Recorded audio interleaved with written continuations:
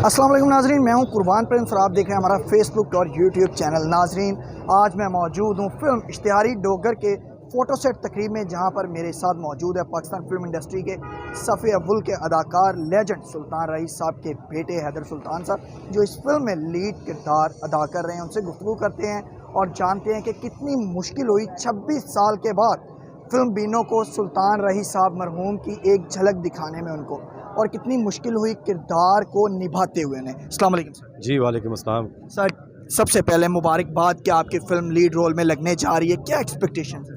बहुत शुक्रिया, thank you, खैर मुबारक। देखें, एक्सपेक्टेशन जो सी हैं पब्लिक उसका रिस्पांस ऑलरेडी बता रही है माशाल्लाह से, और बहुत देर से लोगों को वेट था कि इस रूप में मुझे कब देखेंगे। तो थैंक यू टू अपना वहीद अवान साहब, सरफराज डोगर साहब और स्पेशली कमाल पाशा साहब ने, जिन्होंने लिखा है रोल मेरे लिए। और उन्होंने मुझे कहा था कि बेटा ये आपके लिए मैं लिख रहा हूँ, ये बहुत हैवी रोल है, इसको आपने जस्टिफाई करना है। तो उसके लिए हमारी बहुत सारी मीटिंग्स होती थी, तो उन्होंने बहुत गाइडलाइंस भी दी। तो मैंने कोशिश ये की है कि अबू जी के जो फैंस हैं, जिन्होंने कहा जी कि हम आपको उनके रूप में देखना चाहते हैं, ये उनके लिए गिफ्ट उनके लिए बनाया है। 26 साल का तवील अरसा आपने इंतज़ार करवाया, वजह? इंतज़ार नहीं करवाया, मेरे हिसाब से अल्लाह ताला ने हर चीज़ के लिए वक्त मुकर्रर किया हुआ होता है। तो मेरे ख्याल से मेरा जो टाइम था वो अब 26 ईयर्स के बाद ही आना था।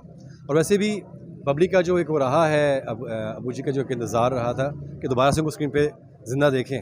तो अब जब लोग ये फिल्म के ट्रेलर देखने के बाद मुझे कहते हैं जी आप हमें नहीं नजर आते, लगता है राय साहब खड़े हुए हैं, तो मुझे बहुत बड़ा कॉम्प्लीमेंट फील होता है उनके लिए। The legend of Maula Jatt तैयार है सिनेमा घरों के लिए।